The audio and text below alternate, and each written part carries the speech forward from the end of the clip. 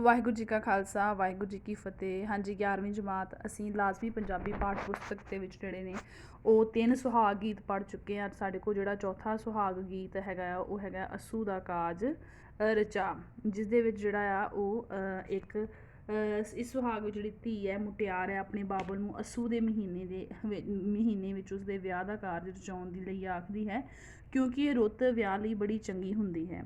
ਅੱਸੂ ਦੇ ਮਹੀਨੇ ਗਰਮੀ ਖਤਮ ਹੋ ਜਾਂਦੀ ਹੈ ਅਤੇ ਸਰਦੀ ਵੀ ਨਹੀਂ ਹੁੰਦੀ। ਇਸ ਸਮੇਂ ਖਾਣ ਵਾਲੀਆਂ ਚੀਜ਼ਾਂ ਖਰਾਬ ਵੀ ਨਹੀਂ ਹੁੰਦੀਆਂ। ਇਸ ਕਰਕੇ ਜਿਹੜੀ ਮੁਟਿਆਰ ਧੀ ਹੈ ਉਹ ਆਪਣੇ ਬਾਬਲ ਨੂੰ ਅੱਸੂ ਦੇ ਮਹੀਨੇ ਦੇ ਜਿਹੜਾ ਆ ਉਹ ਮਹੀਨੇ ਵਿੱਚ ਉਸਦੇ ਵਿਆਹ ਦਾ ਕਾਰਜ ਰਚਾਉਣ ਦੀ ਗੱਲ ਜਿਹੜੀ ਉਹ ਕਰਦੀ ਹੈ, ਆਖਦੀ ਹੈ, ਕਿਉਂਕਿ ਇਹ ਰੁੱਤ ਵਿਆਹ ਲਈ ਚੰਗੀ ਹੁੰਦੀ ਆ। ਸੋ ਇਸ ਸੁਹਾਗ ਨੂੰ ਅਸੀਂ ਪੜ੍ਹਦੇ ਹਾਂ ਕਿ ਇਸ ਦੇ ਵਿੱਚ ਜਿਹੜਾ ਆ ਉਹ ਕੀ ਗੱਲ ਜਿਹੜੀ ਉਹ ਕੀਤੀ ਗਈ ਆ। ਮੈਂ ਤੈਨੂੰ ਆਖਦੀ ਬਾਬਲਾ, ਮੇਰਾ ਅੱਸੂ ਦਾ ਕਾਜ ਰਚਾਵੇ ਹਾਂ। ਅੰਨ ਨਾ ਤਰੱਕੇ ਕੋਠੜੀ, ਤੇਰਾ ਦਹੀਂ ਨਾ ਅਮਲਾ ਜਾਵੇ।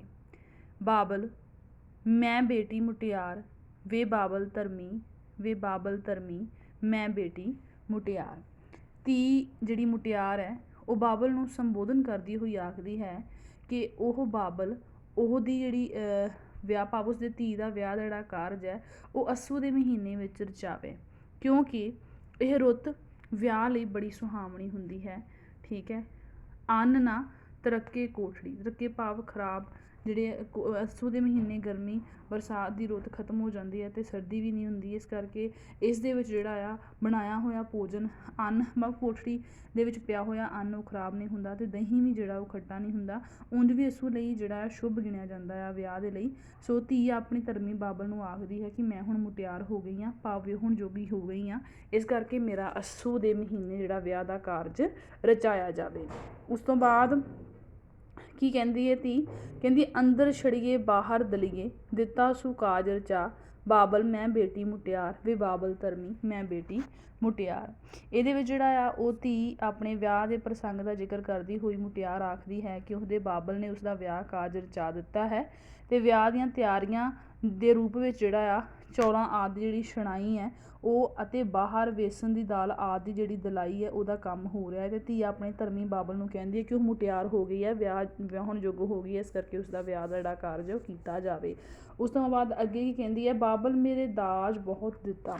ਹੁਣ ਵਿਆਹ ਦੇ ਕਾਰਜ ਆਰੰਭ ਹੋ ਗਏ ਨੇ ਔਰ ਬਾਬਲ ਮੇਰੇ ਦਾਜ ਬਹੁਤ ਦਿੱਤਾ ਕਿ ਮੇਰੇ ਬਾਬਲ ਨੇ ਮੇਰੇ ਵਿਆਹ 'ਤੇ ਬਹੁਤ ਸਾਰਾ ਦਾਜ ਦਿੱਤਾ ਆ।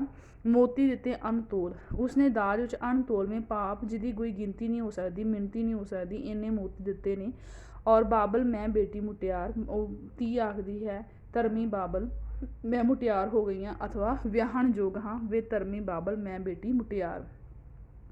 ਅੱਗੋਂ ਜਿਹੜੀ ਹੈ ਉਹ ਬੇਟੀ ਕੀ ਆਖਦੀ ਹੈ? ਕਹਿੰਦੀ ਆਪਣੇ ਵਿਆਹ ਦੇ ਦਿੱਤੇ ਹੋਏ ਦਾਜ ਦੇ ਪ੍ਰਸੰਗ ਵਿੱਚ ਧੀ ਕਹਿੰਦੀ ਹੈ ਕਿ ਦਾਜ ਤੇ ਦਾਨ ਬਹੁਤ ਦਿੱਤਾ, ਦਿੱਤੀ ਸੂ ਹਸਤ ਲਦਾ, ਹੱਸਦੇ ਪੈਰੀ ਬਾਬਲ ਝਾਂਜਰਾਂ ਛਣਕਾਰ ਪੈਂਦੀ ਜਾ। ਕਹਿੰਦੇ ਕਿ ਜਿਹੜੇ ਉਸਨੇ ਬਾਬਲ ਨੇ ਉਹਨਾਂ ਦੇ ਵਿਆਹ ਵਿੱਚ ਜਿਹੜਾ ਸੀ ਭਾਵ ਧੀ ਦੇ ਵਿਆਹ ਵਿੱਚ ਬਹੁਤ ਸਾਰਾ ਦਾਜ ਤੇ ਦਾਨ ਦਿੱਤਾ ਅਤੇ ਉਸਨੇ ਸਮਾਨ ਨਾਲ ਹਾਥੀ ਲਦਾ ਦਿੱਤੇ, ਭਾਵ ਜਿਹੜਾ ਸਮਾਨ ਦਿੱਤਾ ਉਸਦੇ ਨਾਲ ਹਸਤ ਭਾਵ ਹਾਥੀ ਵੀ ਲਦਾ ਦਿੱਤੇ ਅਤੇ ਹਾਥੀ ਦੇ ਪੈਰਾਂ ਵਿੱਚ ਕੀ ਸਨ? ਝਾਂਜਰਾਂ ਸਨ ਅਤੇ ਜਿਨ੍ਹਾਂ ਦੀ ਛਣਕਾਰ ਜਿਹੜੀ ਸੀ ਉਹ ਪੈਂਦੀ ਜਾਂਦੀ ਸੀ। ਹਾਥੀ ਦੇ ਪੈਰੀ ਬਾਬਲ ਝਾਂਜਰਾਂ ਛਣਕਾਰ ਪੈਂਦੀ ਜਾ। ਓਏ ਬਾਬਲ ਮੈਂ ਬੇਟੀ ਪਰਣਾ ਹੁੰਦਾ ਵਿਆਹੁਣਾ। ਠੀਕ ਹੈ। ਉਹ ਬਾਬਲ ਧਰਮੀ ਮੈਂ ਬੇਟੀ ਪਰਣਾ, ਭਾਵ ਕਿ ਬਾਬਲ ਨੂੰ ਸੰਬੋਧਨ ਹੋਈ ਕਹਿੰਦੀ ਹੈ ਧੀ ਕਿ ਉਸਨੇ ਆਪਣੀ ਜ਼ਿੰਮੇਵਾਰੀ ਨਿਭਾਉਂਦਿਆਂ ਉਸਨੂੰ ਵਿਆਹ ਦਿੱਤਾ ਹੈ, ਭਾਵ ਬਾਬਲ ਨੇ ਬੇਟੀ ਨੂੰ ਪਰਣਾ ਦਿੱਤਾ, ਭਾਵ ਵਿਆਹ ਦਿੱਤਾ ਹੈ। ਧਰਮੀ ਬਾਬਲ ਨੇ ਆਪਣਾ ਕਾਜ ਜੋ ਉਹਨੂੰ ਪਰਮਾਤਮਾ ਵੱਲੋਂ ਸੌਂਪਿਆ ਗਿਆ ਉਸ ਦੇ ਅਧੀਨ ਜਿਹੜਾ ਬੇਟੀ ਨੂੰ ਵਿਆਹ ਦਿੱਤਾ ਹੈ।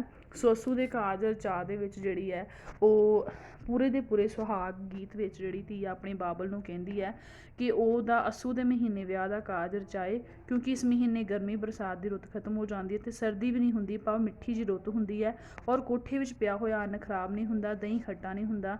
ਧੀ ਬਾਬਲ ਨੂੰ ਕਹਿੰਦੀ ਹੈ ਅਤੇ ਜਦੋਂ ਵੀ ਉਸਦੇ ਬਾਬਲ ਨੇ ਇਸ ਮਹੀਨੇ ਵਿੱਚ ਧੀ ਦੀ ਗੱਲ ਮੰਨ ਕੇ ਵਿਆਹ ਦਾ ਕਾਜ ਰਚਾ ਦਿੱਤਾ ਅਤੇ ਉਸਦੀਆਂ ਤਿਆਰੀਆਂ ਰੂਪ ਵਿੱਚ ਅਨਾਜ ਦੀ ਛਣਾਈ ਅਤੇ ਦਾਲਾਂ ਦੀ ਦਲਾਈ ਜਿਹੜੀ ਉਹਦਾ ਕੰਮ ਸ਼ੁਰੂ ਹੋ ਗਿਆ।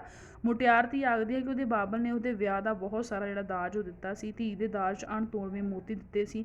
ਇਸ ਤੋਂ ਇਲਾਵਾ ਦਾਜ ਦੇ ਸਮਾਨ ਹਾਥੀ 'ਤੇ ਲਦਾ ਕੇ ਦਿੱਤੇ ਸਨ ਔਰ ਇਹਨਾਂ ਹਾਥੀਆਂ ਦੇ ਪੈਰਾਂ ਵਿੱਚ ਝਾਂਜਰਾਂ ਪਈਆਂ ਹੋਈਆਂ ਸਨ। ਇਸ ਤਰ੍ਹਾਂ ਧਰਮੀ ਬਾਬਲ ਨੇ ਆਪਣੀ ਜ਼ਿੰਮੇਵਾਰੀ ਨਿਭਾਉਂਦਿਆਂ ਧੀ ਦਾ ਵਿਆਹ ਜਿਹੜਾ ਸੀ ਉਹ ਕਰ ਦਿੱਤਾ।